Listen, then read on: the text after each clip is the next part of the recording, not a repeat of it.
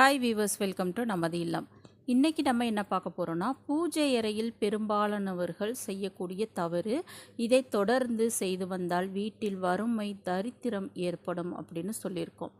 நம் அனைவரது வீட்டிலையுமே ஏதாவது நல்ல நாள், பெரிய நாள், விசேஷம் அந்த மாதிரியான சுப காரியங்கள் நடத்தும் பொழுது பூஜை செய்வது வழக்கம். சாமிக்கு நிறைய பூஜைகள் செய்வது, நிறைய நெய்வேத்தியங்கள் வைத்து பூஜைகள் செய்யும் பொழுது சிலர் அதில் இந்த தவறை கண்டிப்பாக செய்வார்கள்.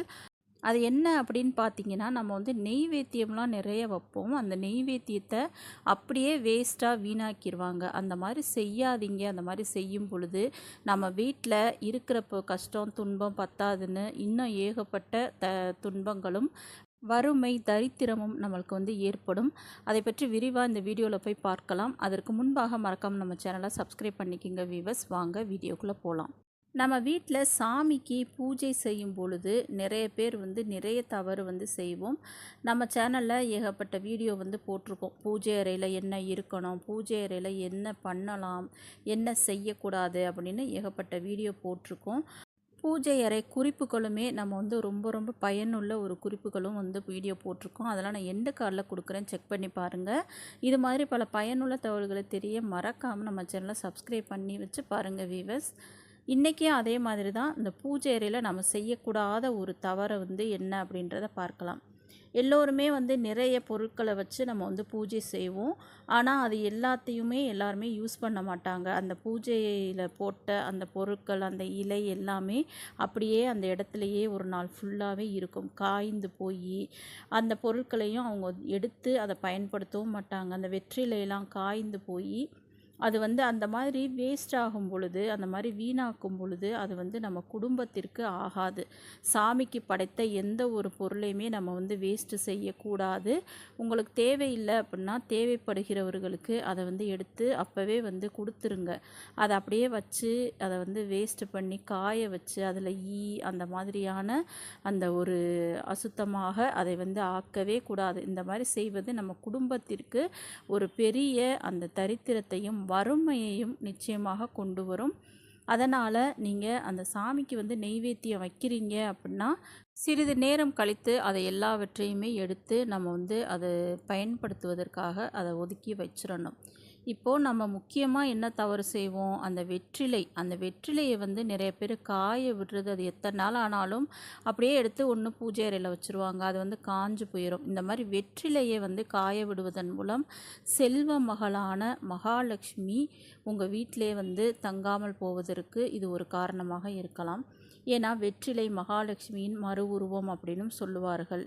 அதனால் இந்த வெற்றிலையை பூஜையில் நாம் வச்சு சாமி கும்பிட்டதுக்கு அப்புறமா அதை எடுத்து நம்ம யூஸ் பண்ணிக்கலாம். நம்ம இல்லது யாராவது அதை வெற்றில போடுற பழக்கம் இருக்குது அப்படின்னா தாராளமாக அவங்களுக்கு அதை போட கொடுக்கலாம்.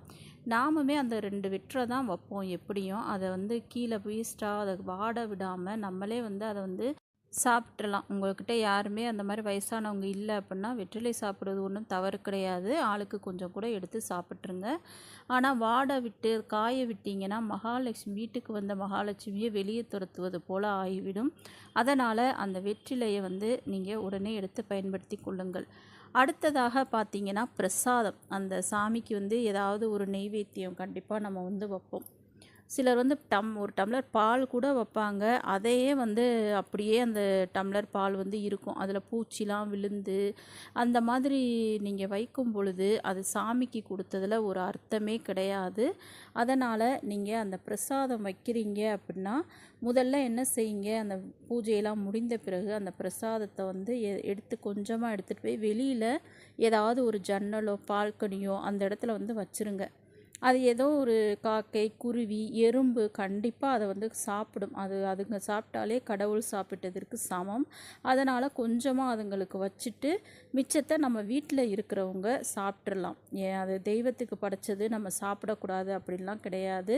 நீங்கள் அதை காய விட்டு அதை வெளியில் தூக்கி போடுறத விட அந்த மூச்சு அந்த மாதிரிலாம் நீங்கள் இதை கொஞ்சமாக எடுத்து வெளியில் வச்சிட்டிங்கன்னா அது ஏதாவது ஒரு ஜீவராசிகள் சாப்பிட்டு விடும். நம்ம மிச்சத்தை சாப்பிட்ருங்க. எக்காரணத்தை கொண்டும் அந்த வீட்டில் வச்ச நெய்வேத்தியம் கடவுளுக்கு படைத்த அந்த பிரசாதத்தை வேஸ்ட் பண்ணுறோம், வீணாக்குறோம் அப்படின்னா நம்ம வீட்டில் அது வந்து கண்டிப்பாக அந்த ஒரு மிகப்பெரிய பாதிப்பை வந்து ஏற்படுத்தும். நம்ம வீட்டில் வறுமை, தரித்திரம், ஏதாவது பிரச்சனைகள் இதெல்லாம் வருவதற்கு இதுவும் வந்து காரணமாக இருக்கலாம்.